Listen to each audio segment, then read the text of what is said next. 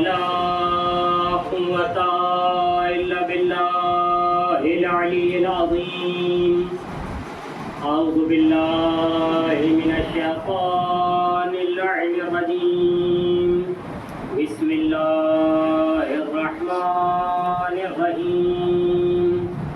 الحمد لله رب العالمين، والصلاة والسلام على أشرف الأنبياء والمرسلين وحبيب طبيب قلوب نفوسنا أبي القاسم محمد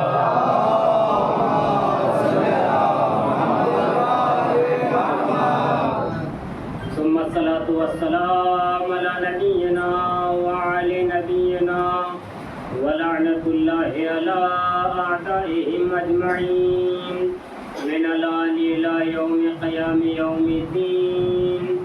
أما بعد فقد قال الله سبحانه وتعالى: بسم الله الرحمن الرحيم. وقل جاء الحق وزهق الباطل إن الباطل كان زهوقا.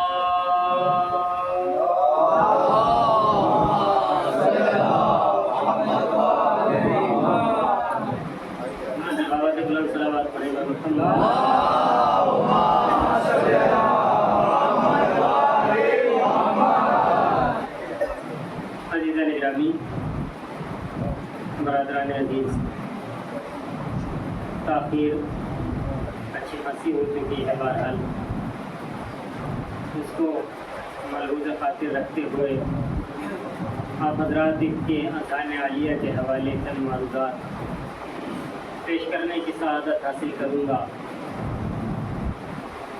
بلا تمہید گفتگو کا آغاز کیا جائے، کیونکہ بہرحال ماشاءاللہ سے سب بافہم اور بزرگ اور باشعور اور تعلیم یافتہ اور ماشاءاللہ سے بہت اعلیٰ افکار کے مالک حضرات یہاں پر موجود ہیں.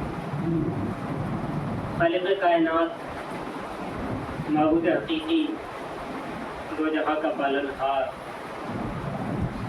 مالک ارض و سماوات، رب الارباب، اپنی بابرکت اور متبرک کتاب قرآن کریم میں ارشاد فرما رہا ہے: جاء الحق وزهق الباطل ان الباطل کان زہوقا.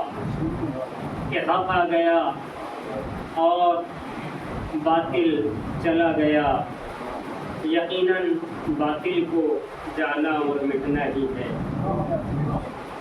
عزیزوں، اس آیت سے ہی آپ حضرات نے موضوع کو سمجھ لیا ہوگا. حق اور باطل کیا ہے، یہ قرآن کریم میں پروردگار عالم جو فرما رہا ہے. قرآن کریم کا 70واں سورہ، سورہ بنی اسرائیل یا سورہ اسراء بھی جس کا دوسرا نام ہے، اس کی 81 نمبر کی آیت ہے، جس میں پروردگار عالم یہ فرما رہا ہے. عزیزوں، مسئلہ یہ ہے کہ آج ساری کائنات کے لیے ایک مرتبہ پھر سے حق واضح ہو گیا کہ حق کیا ہے اور باطل کیا ہے، حق پر کون ہے اور باطل پر کون ہے، حق کس کے ساتھ ہے اور باطل کا علم بردار کون ہے، باطل کے ساتھ کون ہے. ساری کائنات نے دیکھ لیا. اور یہ جو جنگ ہوئی اور یہ سارا مسئلہ جو آپ حضرات نے دیکھا، جو کہ ابھی بھی ظاہری طور پہ تو تھم چکا ہے، لیکن باطنی طور پر شاید یہ نہ تھمنے والا ہے اور نہ تھمے گا، کیونکہ حق باطل کے ساتھ نہیں ہو سکتا اور باطل حق کے ساتھ نہیں ہو سکتا. اس لیے یہ جنگ ہمیشہ جاری رہے گی. ظاہری طور پہ ہو سکتا ہے رک گئی ہو. عزیزوں، یہ جنگ جو ہوئی آپ حضرات نے دیکھا، بہت زیادہ نقصان ہوا. ایران کا کتنا زیادہ نقصان ہوا آپ حضرات نے دیکھا، اور ادھر کتنا نقصان ہوا یہ بھی آپ حضرات نے دیکھا. لیکن عزیزان گرامی، ان تمام نقصانات کے باوجود کچھ فائدے بھی ہوئے ہیں. نقصانات تو سب نے دیکھے، سب کے اذہان میں اور سب کے سامنے موجود ہے کہ کتنا نقصان ہوا، لیکن فائدہ کیا ہوا. میں آپ حضرات کی خدمت میں 2-3 فائدے بیان کر کے اور بات کو آگے بڑھاتا ہوں کہ فائدہ کیا ہوا اس جنگ کا۔ عزیزان گرامی، کم سے کم اس جنگ کا پہلا فائدہ یہ ہوا کہ ساری کائنات کو 5 ایسے لفظ یاد ہو گئے جن کو وہ اپنی زبانوں پہ لانا پسند نہیں کرتے تھے۔ دیکھیے 5 کا مسئلہ ہے، اور اگر اب بھی آپ حضرات نہ بولے تو پھر بات ہی کہاں رہے گی۔ 5 کم سے کم لفظ ایسے یاد ہو گئے لوگوں کو کہ جنہیں اپنی زبان پہ لانا پسند نہیں کرتے تھے۔ پہلا لفظ عرض کروں، پہلا لفظ ساری دنیا کو آیت اللہ کم سے کم یاد ہو گیا کہ آیت اللہ کون ہے۔ اب عزیزان گرامی، دوسرا لفظ جو اس جنگ نے یاد کرا دیا وہ علی کا لفظ یاد کرا دیا۔ نام تو پتا تھا لیکن اب بچے کو یاد ہو گیا، اپنوں کو بھی یاد ہو گیا، پرائیوں کو بھی یاد ہو گیا۔ جو گوارا نہ کرتے تھے اس نام کو اپنی زبان پہ لانا، اب وہ بھی علی علی کر رہے ہیں۔ کل عزیزان گرامی پیغمبر نے میدان خون میں علی علی کرایا تھا، آج خامنائی نے سب سے علی علی کرا دیا۔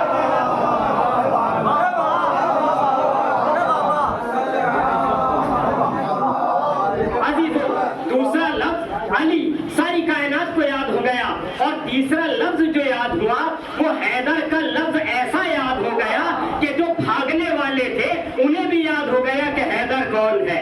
حیدر کا لفظ بھی یاد ہو گیا، اور چوتھا لفظ جو یاد ہوا وہ عزیزان گرامی خیبر کا لفظ بھی لوگوں کو یاد ہو گیا۔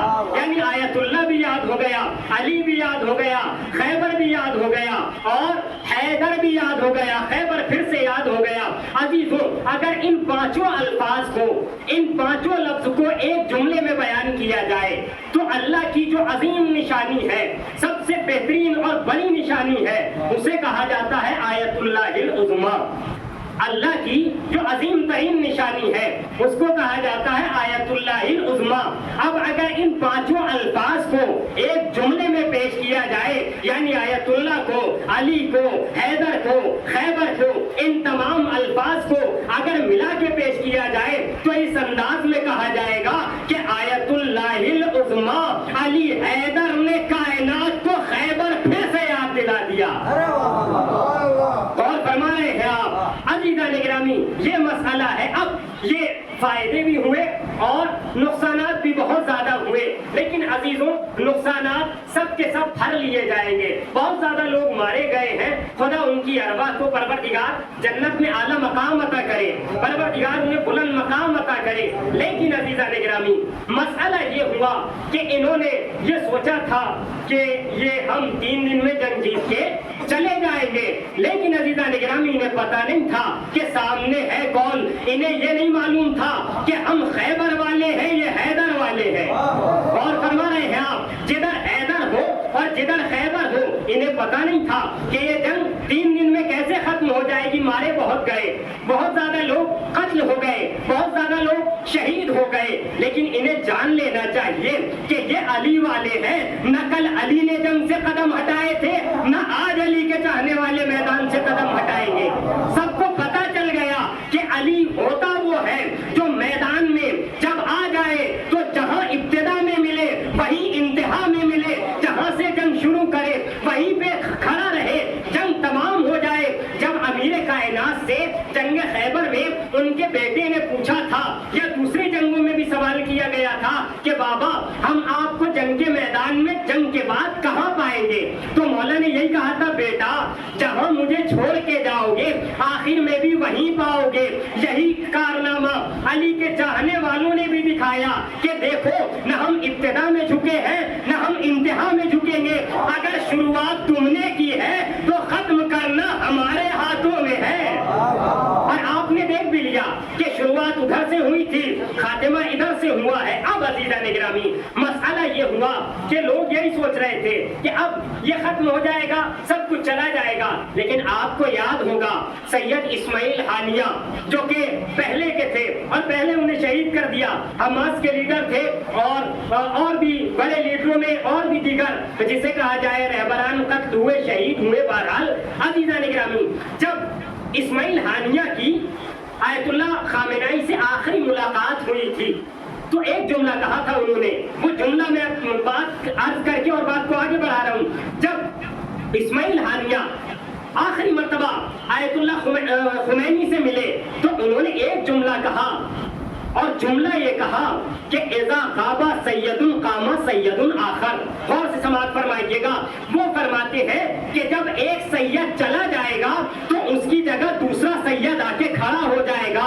اور عزیزان گرامی، جب یہ جملہ اپنی زندگی میں اسماعیل ہانیہ نے کہا کہ ایک سید چلا جائے گا دوسرا سید اس کی جگہ آ کر کے کھڑا ہو جائے گا، اس جملے کی تائید ہم نے جو دیکھی تو وہاں دیکھی کہ جب ان ظالموں نے سید حسن نصر اللہ کو شہید کر دیا، جیسے ہی شہید کیا فوراً سید صفی اللہ آ کر کے وہ جملے کی تاکید کر گئے اور تائید کر گئے کہ ایک سید گیا ہے، دوسرا سید آ کے بتا رہا ہے کہ ایک کو مارو گے، دوسرا آ کے بتائے گا کہ اگر چلا جائے تو چلا جائے، لیکن یہ علی والے ہیں، یہ کربلا والے ہیں، اگر ایک جائے گا دوسرا آ جائے گا، دوسرا جائے گا تیسرا آ جائے گا، تیسرے کو مارو گے چوتھا آ جائے گا. ہم موت سے ڈرنے والے نہیں ہیں. اگر ہماری قوم مر کے ختم ہونے والی ہوتی تو کربلا میں یہ ختم ہو گئی ہوتی، لیکن ہم مر کے ختم ہونے والے نہیں ہیں، ختم ہونے والے ہوتے.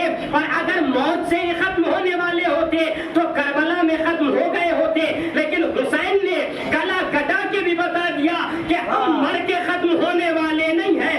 اگر موت سے ہمیں ڈراؤ گے تو ہم قتل ہو کے بھی نو کے نیزہ پہ جا کے بتائیں گے کہ مرنا اور ہوتا ہے، زندگی اور ہوتی ہے. صلوات پر محمد والے. اب عزیزان گرامی، یہ علی والے، ان کا وہ جوش، ان کا وہ بلبلہ، ان کے وہ جذبات کہ جب یہ اپنے یہاں سے بولتے ہیں سینکڑوں کلومیٹر اور سینکڑوں میل دور سے بولتے ہیں. جب علی خامنائی، وہ عظیم رہبر، وہ ہمارا نمائندہ جس کا نام لے کر کے جسے کہا جائے مولانا ارشد مدنی، ایک بڑا نام ہے دلی کا، وہ فرماتے ہیں کہ یہ جنگ خامنائی سے جنگ نہیں ہو رہی ہے، بلکہ یہ جنگ اسلام اور کفر کی جنگ ہو رہی ہے. یہ جنگ وہ ہو رہی ہے جو حق و باطل کی جنگ ہو رہی ہے. ایران سے اور یہ اسرائیل کی جنگ جو ہو رہی ہے، یہ حق و باطل کی جنگ ہو رہی ہے. وہ کہتے ہیں کہ خامنائی اکیلا وہ لیڈر ہے جو آج سامنے آیا ہے اور ایسا بن کے آیا ہے کہ ساری کائنات نے دیکھا. یا وہ مشہور جملہ جو انہوں نے بھی کہا کہ 57 ملکوں کا یا 57 بہنوں کا یا 56 بہنوں کا 57 وہ اکیلا بھائی ایک ایران نظر آ رہا ہے، اور اس میں بھی خامنائی سارے مسلمانوں کا لیڈر، اور 87 یا 86 سال کا ضعیف جسے لوگ کہہ رہے تھے کہ یہ بوڑھا انسان کیا کرے گا، انہیں پتا نہیں تھا. انہوں نے ساری کائنات کو بتا دیا کہ میں تو ابھی 86 سال کا ہوں. یہ بڑھاپا نہ دیکھے، یہ نہ دیکھے کہ میں بوڑھا ہوں، یہ نہ دیکھے میں ضعیف ہوں. انہوں نے ہماری تاریخ نہیں پڑھی ہے. ارے کربلا میں حبیب 90 سال کے تھے، مگر کام وہ کیا جو وہب قلبی نے کیا تھا. اور فرما رہے ہیں آپ، 90 سال کے ہوتے ہوئے وہ کام کر کے دکھائے جو وہب قلبی نے کیے تھے. اس ضعیف انسان نے اپنے خطبے سے لرزا دیا، اپنے ملک میں بیٹھ کے بیان دیتا ہے، جبکہ بیان خود کا ہوتا ہے، بیان خود کا ہوتا ہے، امامہ خود کا ہوتا ہے، ابا خود کی ہوتی ہے، قبا خود کی ہوتی ہے، عصا اپنا ہوتا ہے. غور فرمائیے گا، یہ سب ان کا اپنا ہوتا ہے، لیکن علی کی سیرت پہ عمل کرتے ہیں. نام بھی علی، کام بھی علی والے ہوتے ہیں. جب عزیزان گرامی یہ اپنے ملک میں بیٹھ کر کے اپنا ابا، اپنی امامہ، اپنا عصا اپنے الفاظ میں بولتا ہے یہ مرد مجاہد، تو ہزاروں کلومیٹر دور قصر باطل کی یا جسے کہا جائے فائٹ ہاؤس کی بنیادیں لرزنے لگتی ہیں. عزیزان گرامی، آپ نے غور نہیں کیا، یہ فاطمہ کے لہو کا ایک قطرہ ہے، فاطمہ کے لہو کے ایک قطرے کا یہ عالم ہے کہ جب اپنا امامہ، اپنی ابا، اپنا عصا، اپنی قبا، اپنے الفاظ لے کر کے اپنے ملک میں بولتا ہے، قصر باطل کی ہزاروں کلومیٹر سے بیٹھ کر کے بنیادیں ہل جاتی ہے. جبکہ فاطمہ کے لہو کا ایک قطرہ ہے، لیکن آنے والا جب آئے گا جو فاطمہ کا مجسم بیٹا ہوگا، جب وہ آنے والا آئے گا اس کے سر پہ تو اپنا امامہ ہے، اس کے سر پہ رسول کا امامہ ہوگا، علی کی ابا ہوگی،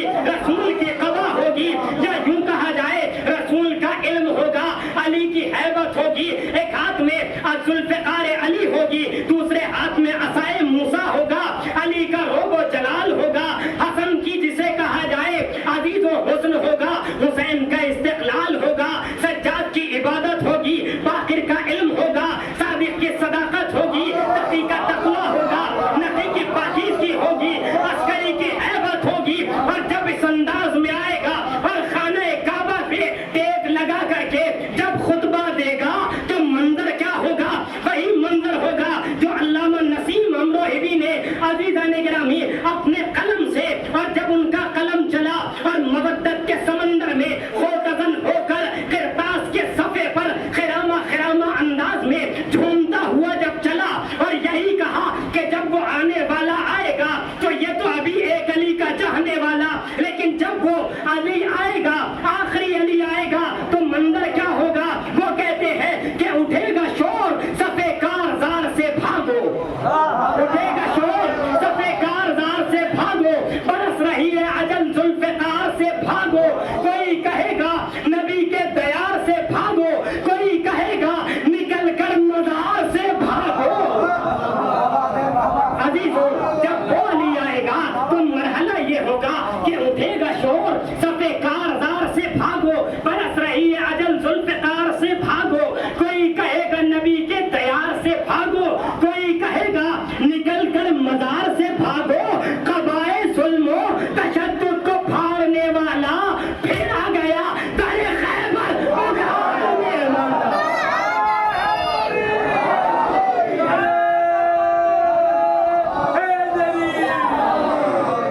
عزیزان گرامی، جب وہ علی آئے گا تو یہی نعرہ گونجے گا، جاء الحق وزهق الباطل ان الباطل کان زہوقا، کہ باطل کو مٹنا ہی تھا، سرنگوں ہونا ہی تھا۔ لہذا عزیزان گرامی، آج دنیا دیکھ رہی ہے اور نہ جانے لوگوں نے کیا کیا کہا کہ یہ کیا ہو رہا ہے کیا ہو رہا ہے، مگر آج سب نے اس ایک ملک کا لوہا مان لیا، اور اس ملک کا لوہا نہیں مانا، یہ عزیزان گرامی وہی لوہا منوایا ہے جو کل علی نے خیبر میں منوایا تھا۔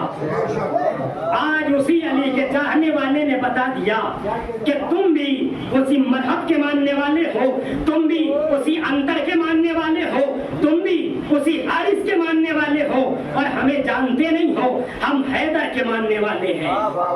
کل علی نے سارے قلعے کو فتح کیا تھا، آج اسی علی کی نسل والے نے سارے ملکوں کو بتا دیا کہ تم خاموش بیٹھے رہو گے، مگر یہ علی والا باطل کے آگے جھکنے والا نہیں ہے۔ عزیزوں، اگر ایسے ہی ایران کی طرح ہمت اور جرأت کر کے اگر 3-4 ملک کھڑے ہو جائیں تو کیا عالم ہوگا۔ یہ دنیا جو آج مسلمانوں کو برا کہنے پہ آمادہ ہے اور تیار ہے، سب کے سب قدموں میں نظر آئیں گے اگر وہی ہمت جو اس مرد مجاہد کی ہے کہ جا رہے ہیں تو چلے جائیں۔ اور یہ ہمت ملی کہاں سے؟ یہ ہمت جو ملی ہے تو یہ ہمت کربلا سے ملی ہے، یہ ہمت علی سے ملی ہے، یہ ہمت امام حسین کے استقلال سے ملی ہے، یہ ہمت صبر سجاد سے ملی ہے۔ ہر انسان کو نہیں ملتی متقی بننا پڑتا ہے، ہر انسان کو نہیں ملتی پرہیزگار بننا پڑتا ہے، ہر انسان کو نہیں ملتی نماز شب میں دعائیں کرنی پڑتی ہیں، جب جا کر کے یہ چیزیں حاصل ہوتی ہیں۔ عزیزان گرامی، یہ کیسے حاصل ہوا؟ آیت اللہ خمینی نے، جب آیت اللہ خامنئی سے پہلے آیت اللہ خمینی تھے، اور جب یہ انقلاب ایران میں آیا، یہ کرانتی ایران میں آئی، تبدیلی اور چینجنگ جو ایران میں آئی، جو اس زمانے تھی، اس زمانے میں تھی شاہ کے زمانے میں، اور جب مسئلہ یہ ہوا کہ شاہ نے یہ کہہ دیا تھا کہ آج کوئی گھر سے باہر نہیں نکلے گا، جو بھی گھر سے باہر نکلے گا اسے مار دیا جائے گا، اسے قتل کر دیا جائے گا۔ جب وہاں کے شاہ نے، شاہ پہلوی نے یہ کہا کہ جو بھی گھر سے نکلے گا اسے مار دیا جائے گا، ادھر جب یہ اس کے جملے دوش ہوا پہ سوار ہو کر آیت اللہ خمینی کے گوش گزار ہوئے اور ان کے کانوں میں پہنچے، ادھر کیا تھا کہ جو نکلے گا اسے مار دیا جائے گا، نہ یہ دیکھا جائے گا کہ جوان ہے یا بچہ ہے یا بوڑھا ہے یا مرد ہے یا عورت ہے، کچھ نہیں دیکھا جائے گا، فوراً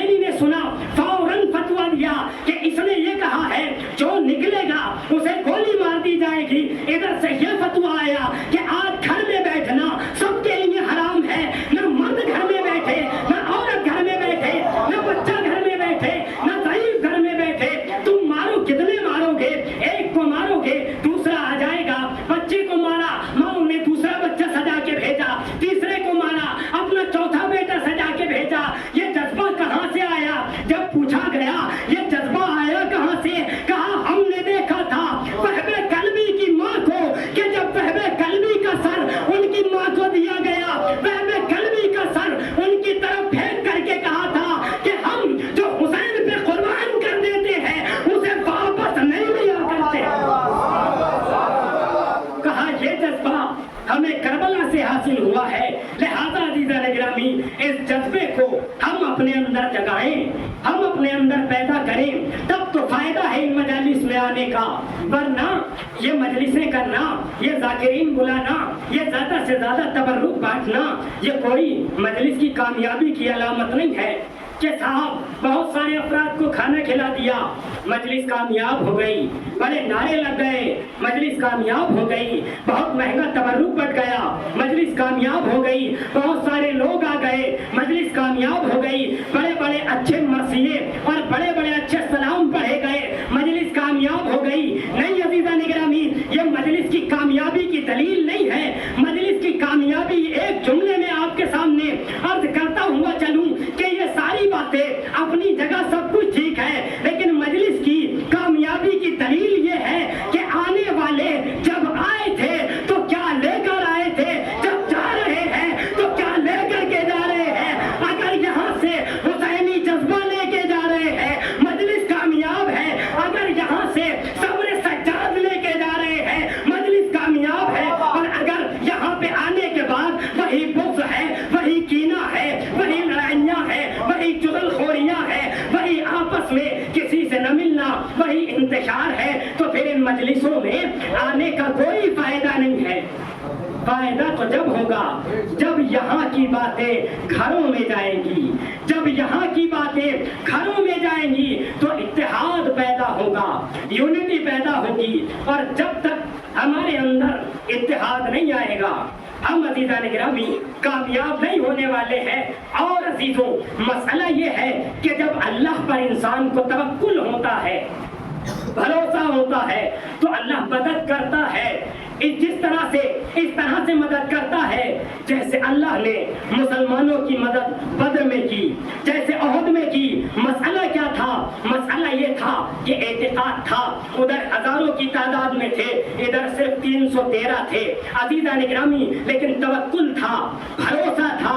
اور بھروسہ ایسا کہ اللہ نے جب یہ دیکھا کہ میرا بندہ آ گیا ہے, میرے سامنے سر جھکا کر آ گیا ہے, میرے سامنے سر بسجود ہونے والا آیا ہے, تو اللہ نے کہا تم میرے سامنے جھکتے ہو, ایک بار نہیں کم سے کم 17 رکعت واجب رکعت میں 34 مرتبہ تم میرے سامنے جھکتے ہو. اور سوچ لو کہ جو میرے سامنے جتنا جھکتا چلا جائے گا میں اتنا اٹھاتا چلا جاؤں گا. تم جھکتے چلے جاؤ, میں اٹھاتا چلا جاؤں گا. صلوات پر محمد والے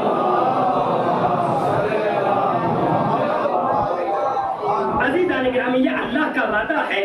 وہ کہتا ہے بھروسہ کرو, توکل کرو. اور جس نے بھروسہ کیا اللہ نے, پروردگار عالم نے اسے ہر جگہ جسے کہا جائے نصرت دی ہے اور اسے فتح حاصل ہوئی ہے. ہر مقام پہ جس نے پروردگار عالم پر توکل کیا اور بھروسہ کیا, خدا بند عالم پر توکل, اللہ پر بھروسہ ہر انسان کو ہونا چاہیے. ہمیں بھروسہ اگر ذات پروردگار عالم پہ نہ ہو تو کچھ بھی نہیں ہو سکتا ہے. ہماری اوقات کیا ہے, ہماری بساط کیا ہے, ہمارے بازو کیا ہے, لیکن آج کا انسان یہ میں کرتا رہتا ہے, چاہے اس نے کتنی ہی بکریاں ذبح کر دی ہو, کتنے ہی دمبے ذبح کر دیے ہو. گزشتہ ابھی بقرعید گزری ہے, سب نے بکرا تو آسانی سے ذبح کر لیا, لیکن اپنے اندر کی وہ فری والی قربانی انسان نے پیش نہیں کی ہے کہ انسان مہنگا بکرا تو لے کر کے آ گیا, لیکن وہ چیز جو انسان کے اندر موجود ہے, جو ہمیشہ میں کرتا رہتا ہے کہ میں نہ ہوتا تو مجلس نہ ہوتی, میں نہ آتا تو یہ نہ ہوتا, میں نہ کرتا تو یہ نہ ہوتا. ہماری اوقات کیا, ہماری بساط کیا ہے عزیزان گرامی؟ جس دن ہم نے اپنی اس انا پہ چھری چلا دی, جس دن ہم نے اپنے اس تکبر کا قتل کر دیا, اس دن ہم کامیاب ہو جائیں گے. اللہ کو کچھ نہیں چاہیے, ہمارا اسے خلوص چاہیے. پروردگار ہمارا خلوص دیکھتا ہے. اور عزیزوں جس نے پروردگار عالم پہ بھروسہ کیا اور جس نے مدد کے لیے پروردگار عالم کو پکارا, خدا خود تو نہیں آتا ظاہری طور پہ مدد کرنے کہ خدا چل کر آئے, کوئی نہ کوئی وسیلہ بناتا ہے, کوئی نہ کوئی ذریعہ پروردگار عالم بناتا ہے. جس نے پکارا پروردگار عالم نے اس کی نصرت کی ہے. اب عزیزان گرامی جناب سلمان فارسی نے بھی پکارا تھا, اور کس انداز میں پکارا, بس یہیں سے بات کو تمام کروں گا کیونکہ وقت اجازت نہیں دے رہا ہے کہ اور گفتگو کی جائے. جب जनाब सलमान फारसी अमीर कायनात के बराबर में बैठे हुए हैं। जनाब सलमान फारसी की उम्र मुबारक कितनी है आप जानते हैं? रिवायात में 400 साल से ज्यादा तक उम्र है जनाब सलमान फारसी की। कितनी? 400 से ज्यादा, 450 साल तक की जनाब सलमान फारसी की उम्र है, रिवायत में बताई गई। और अमीर कायनात की कितनी है? जाहिरी तौर पे उम्र सब जानते हैं। कितनी उम्र है? जरा जवानान भी बोले, कितनी उम्र है? कितनी? 65? जोर से बताएं जरा कितनी है? 63 साल की है अमीर कायनात की। अच्छा, अब 450 और 63 कितना फासला है? बहुत ज्यादा फासला है दीदान गिरामी, काफी फासला है। 450 आज तो तसव्वुर भी नहीं किया जा सकता किसी की उम्र इतनी हो। अब अमीर कायनात है, जब अमीर कायनात की उम्र 20 साल की है और जब का ये वाकया, जब जनाब सलमान फारसी कितने के होंगे आप खुद अंदाजा लगा सकते हैं। सईफी का आलम जनाब सलमान फारसी की, अली की भरती जवानी का आलम है, बराबर में बैठे हुए हैं। एक मर्तबा जनाब सलमान फारसी ने अमीर कायनात की खिदमत में कुछ खजूरें पेश की और खजूरें पेश करके देखिए अली सबके नासिर हैं, सबके मददगार हैं, बस इंसान दिल से पुकारे। अब जनाब सलमान फारसी बैठे हुए हैं, एक तरफ अमीर कायनात, एक तरफ जनाब सलमान फारसी। अमीर कायनात ने जिसे कहा जाए खजूर तनाउल फरमाई और खजूर तनाउल फरमाकर उसका बीज, उसकी गुठली जनाब सलमान फारसी की तरफ आपने कर दी। अब जैसे ये की तो जनाब सलमान फारसी ने एक जुमला कहा, तुमाज़े होनी या अली इब्न अबी तालिब, के ऐ अली इब्न अबी तालिब, क्या आप मुझसे मजाक कर रहे हैं? आप मुझसे मजाक कर रहे हैं?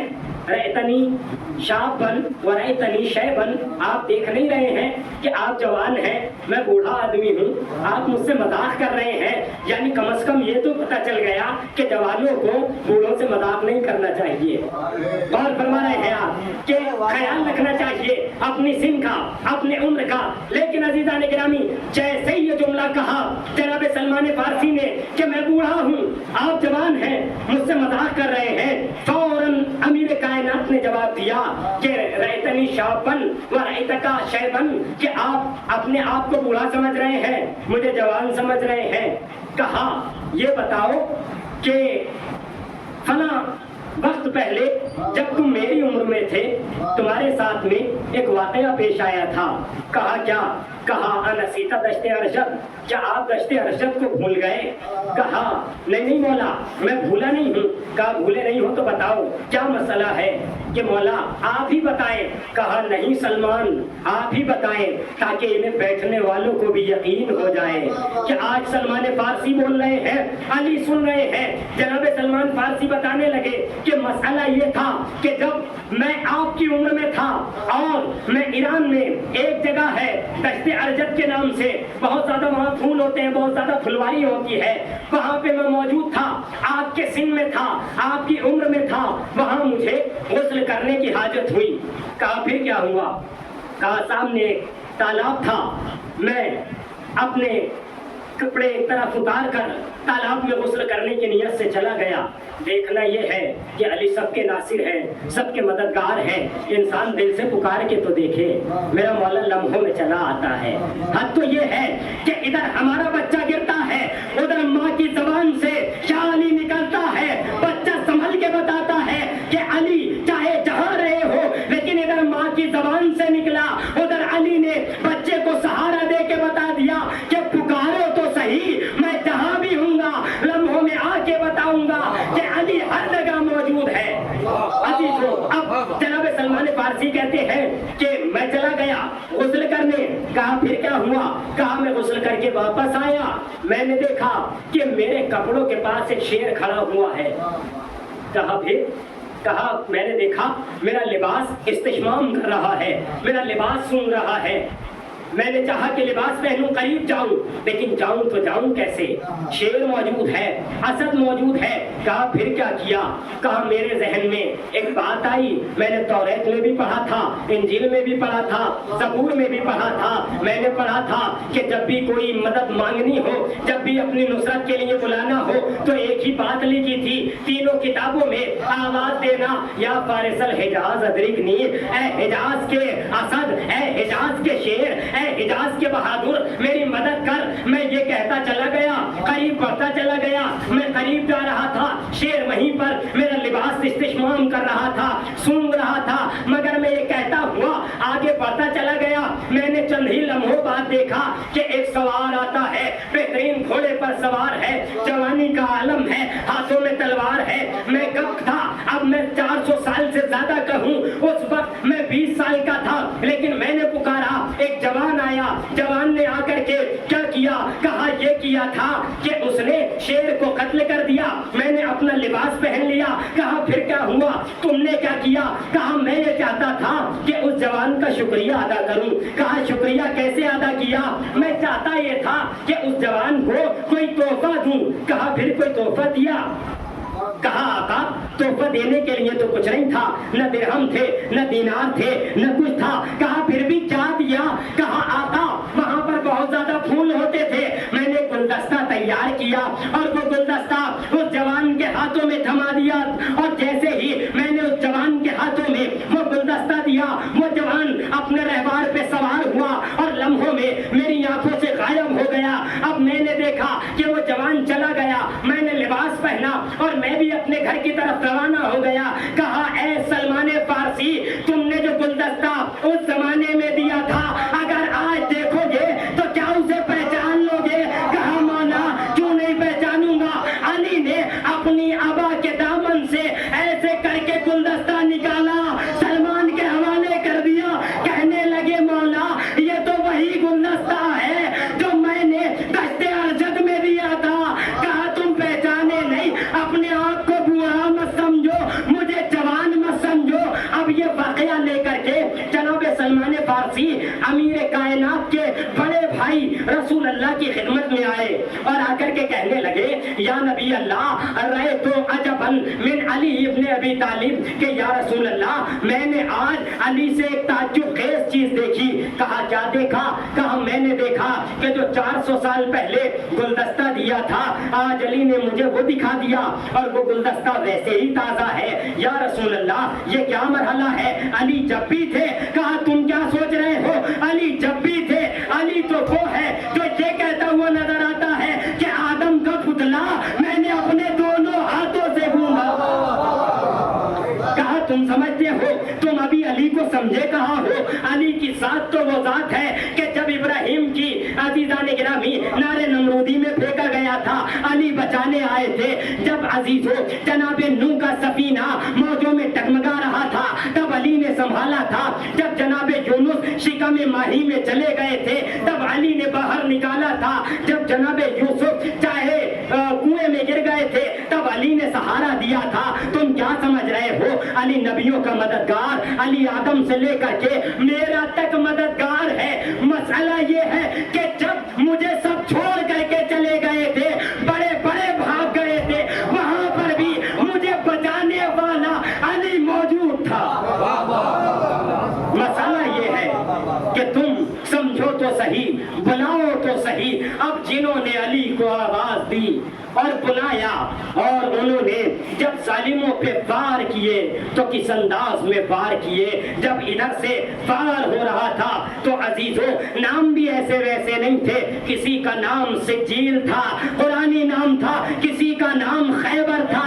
عزیزان گرامی پتہ نہیں ہے یہ سجیل کون ہے؟ یہ وہی چیز ہے جو قرآنی آیت ہے۔ پروردگار عالم کہتا ہے الم تر کیف فعل ربک باصحاب الفیل الم یجعل کیدہم فی تضلیل۔ یہ کہا ہے پروردگار عالم نے کہ انہیں ایسا بنا دیا تھا جیسے چبایا ہوا بھوسا ہوا کرتا ہے۔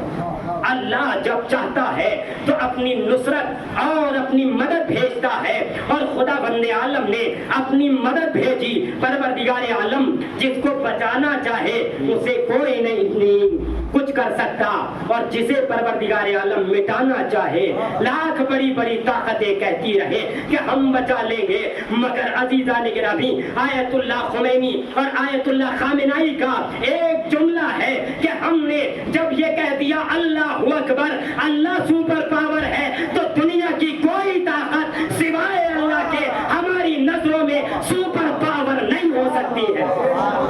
ہماری سپر پاور پروردگار ہے۔ صلوات پڑھیں پر محمد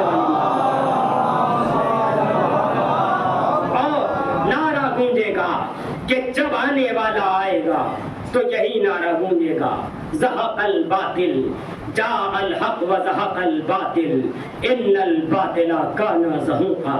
یہی مسئلہ ہے، ایک طرف حق ہے ایک طرف باطل ہے، یا یوں کہا جائے اب دنیا میں کچھ نہیں بچا، دو ہی چیزیں بچی ہیں، ایک طرف یزیدیت ہے ایک طرف حسینیت ہے۔ چاہے انسانیت یزیدیت کے خیمے میں چلی جائے یا حسینیت کے خیمے میں آ جائے، اگر یزیدیت کے خیمے میں چلے گئے تو درہم تو مل سکتے ہیں، دینار تو مل سکتے ہیں، چاہو حجم تو مل سکتا ہے، لیکن نہ سکون کی نیند آئے گی، نہ دل میں چین آئے گا، نہ دل کو قرار ملے گا۔ لیکن اگر حسینیت کے خیمے میں آ گئے تو عزیزان گرامی سکون بھی ملے گا، چین بھی ملے گا، قرار بھی ملے گا، اور اتنا سکون ملے گا کہ نہ موت سے خوف ہوگا نہ موت کا کوئی ڈر ہوگا، اور وہی کہتے ہوئے نظر آؤ گے جو کل خیمے حسینی میں لوگ کہہ رہے تھے کہ چاہے موت ہم پہ آ پڑے یا موت پہ ہم جا پڑے ہمیں کوئی اثر نہیں ہونے والا ہے۔ یہ کب آتا ہے عزیزان گرامی؟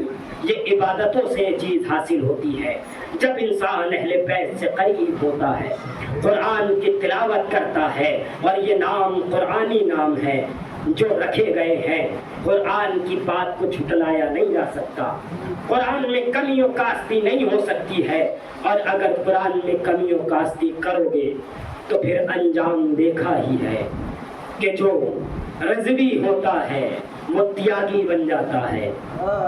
قرآن کا مسئلہ یہ ہے، لہذا ہوشیار رہنا، حق کی طرف رہنا، باطل سے روگردانی کرنا۔ امام نے مسئلہ یہی اٹھایا کہ میں حق پر ہوں، یزید باطل پر ہے، میں حق کا علمبردار ہوں، یزید باطل کا پرچم اٹھانے والا ہے، لہذا چاہے جو ہو جائے میں حق کا علمبردار تھا، علمبردار رہوں گا۔ عزیزان گرامی یہی مرحلہ تھا کہ امام اپنے نانا کے مدینے کو الوداع کہہ رہے ہیں، اور عزاداروں امام جب نانا کے مدینے سے رخصت ہو رہے ہیں تو کبھی نانا کے مزار پہ گئے، کبھی ماں کی قبر مطہر پہ گئے۔ روایات کہتی ہیں عزاداروں کہ جب فیصلہ یہ ہو گیا کہ اب حسین کو نانا کا مدینہ چھوڑنا ہے تو امام نے ایک فہرست آمادہ کی۔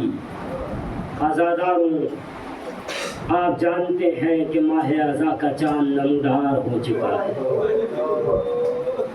نہ جانے ہم نے کیسے یہ چاند دیکھا، ذرا تصور کریں کہ یہ چاند زینب نے کیسے دیکھا ہو۔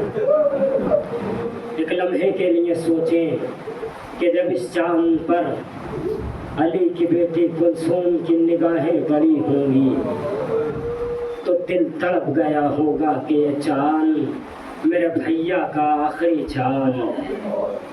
عزیزوں جب امام گھر سے نانا کے مزار پہ گئے ہیں، روایات کہتی ہے حسین ایسے جا رہے تھے جیسے کوئی بادشاہ جاتا ہو۔ نانا کی قبر پہ گئے، مزار پہ جا کے کہا کہ نانا حسین اب نہ مدینے کو آئے گا، جنگل میں دل کے پیاروں کی بستی بسائے گا۔ اما حسین ابن مدینے کو آئے گا۔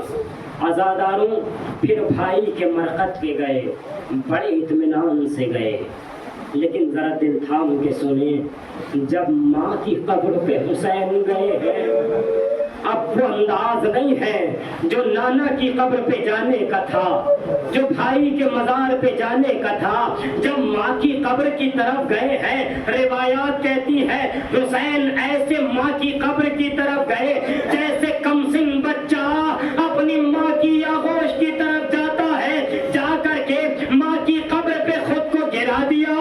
اماں حسین جا رہا ہے، قبر سے آواز آئی میرے لال تو اکیلا نہ جائے گا، یہ ماں قدم قدم پہ تیرا ساتھ رہے گی، ہر مقام پہ یہ ماں تیرا ساتھ دے گی، اے میرے لال فکر نہ کرنا، جب جوان بھائی عباس کے بازو اٹھاؤ گے یہ ماں ساتھ رہے گی، اے میرے لال جب علی اکبر کے سینے سے برچھی کا پھل نکالو گے یہ ماں ساتھ رہے گی، اے میرے لال فکر نہ کرنا، جب بیٹے کے گلے سے تیر نکالو گے یہ ماں ساتھ رہے گی۔ عزادارو زینب کہتی ہے کہ جب میرے ماجائے کے مصائب ہوا کرے تو ایسے رویا کرو جیسے کوئی بیوہ اپنے شوہر یا اپنے جوان لال کی میت پہ روتی ہے۔ عزادارو آپ کی آواز گریہ بلند ہے، اللہ اکبر۔ عزادارو دل کھول کے گریہ کیجئے گا، نہ معلوم اگلا یہ سال دیکھنا کسے میسر ہو، کون آج کے دن ہو نہ ہو، نہ جانے کتنے تھے اس دنیا سے چلے گئے۔ اللہ اکبر۔ عزادارو یہ چاند سب نے دیکھا، ہم نے بھی دیکھا، اہل بیت کے گھرانے نے بھی دیکھا، لیکن اللہ اہل بیت کے گھرانے میں جب چاند دیکھا جاتا تھا تو عزادارو چاند دیکھ کر کے مسئلہ یہ ہوتا ہے بچے اب چاند دیکھ کے بڑوں کو سلام کرنے آتے ہیں، بڑے دعائیں دیتے ہیں، اے بیٹا تمہارا باپ سلامت رہے، تمہارا بھائی سلامت رہے، لیکن اللہ جب یہ چاند حسین کی بیٹی سغرا نے دیکھا، نانی ام سلمہ کے پاس آئی اور آ کے سلام کیا، اب نانی نے جواب دیا ارے تمہارا بابا سلامت رہے، تمہارا بھیا علی اکبر سلامت رہے، تمہارا چچا عباس سلامت رہے۔ اللہ یہ دعائیں دی جا رہی ہے، ادھر حسین ہے اپنے سب کو آمادہ کر رہے ہیں، فہرست بنائی جا رہی ہے، فہرست تیار کی گئی، سب کے سب جانے کے لیے آمادہ ہو گئے۔ عزیزوں دل کھول کے روئیے گا، روایت سنیے گا اور مجلس تمام ہو جائے گی۔ سب کے سب جا رہے ہیں، ایک ایک بی بی سوار ہو رہی ہے۔ جب عزادارو ام کلثوم سوار ہونا چاہتی ہے، عباس آگے بڑھے، آگے بڑھ کے بہن کو سوار کیا، جیسے ہی ام لیلا سوار ہونا چاہتی تھی علی اکبر آگے بڑھے، اماں کو سوار کیا، جیسے ہی فرما سوار ہونا چاہتی تھی قاسم گلبدن نے سوار کیا۔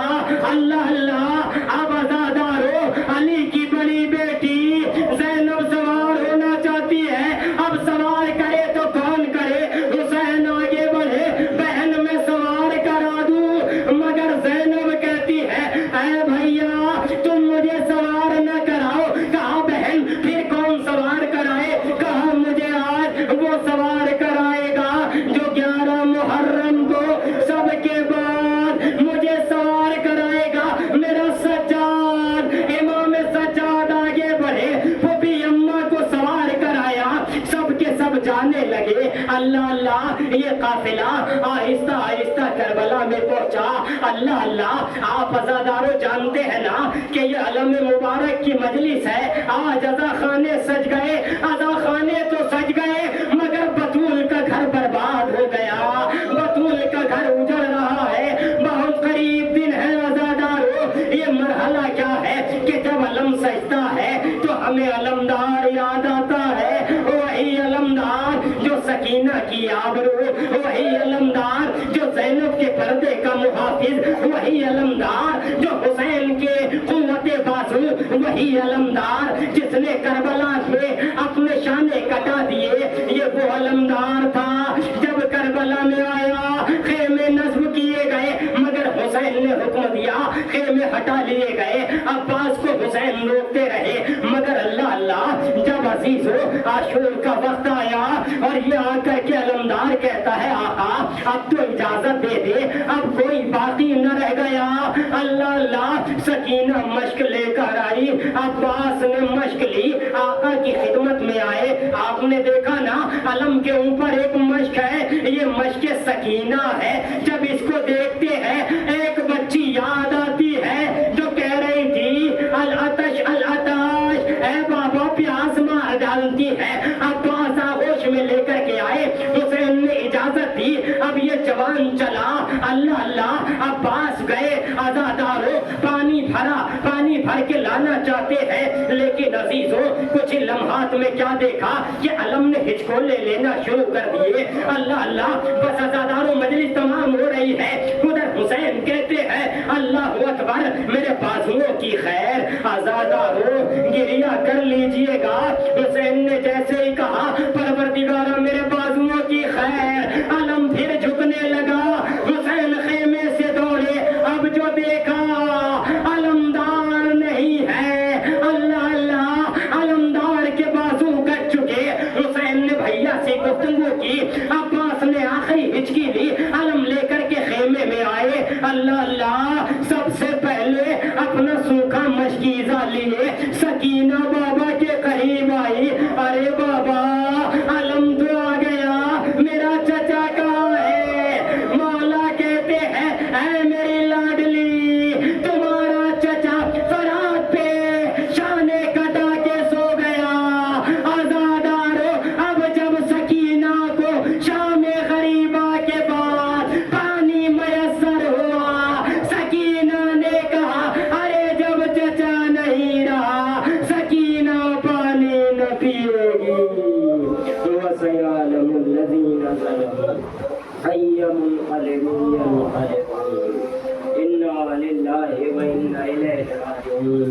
اللهم صل للمؤمنين والمؤمنات والمسلمين والمسلمات الأحياء منهم والأموات، تابع بيننا وبينهم بالخيرات إنك مجيب الدعوات إنك على كل شيء قدير۔ پروردگارہ تجھے واسطہ محمد والے محمد کا، جو مومنین مومنات بیمار ہوئے شفا کاملہ عطا فرما۔ پروردگار عالم تجھے واسطہ محمد والے محمد کا، پروردگار بالخصوص امام حسین کا واسطہ، مرحوم غضنفر علی بن صفدر حسین صاحب وینٹیلیٹر پہ ہیں، پروردگار تجھے واسطہ بیمار کربلا کا انہیں شفا کاملہ اور عاجلہ عنایت فرما۔ پروردگار عالم تجھے واسطہ محمد والے محمد کا، ملک ایران کی حفاظت فرما۔ پروردگار عالم تجھے واسطہ محمد والے محمد کا، رہبر معظم آیت اللہ خامنائی، آیت اللہ سیستانی اور تمام علماء کی حفاظت فرما۔ پروردگارہ ہماری اس مختصر سی عبادت کو قبول فرما۔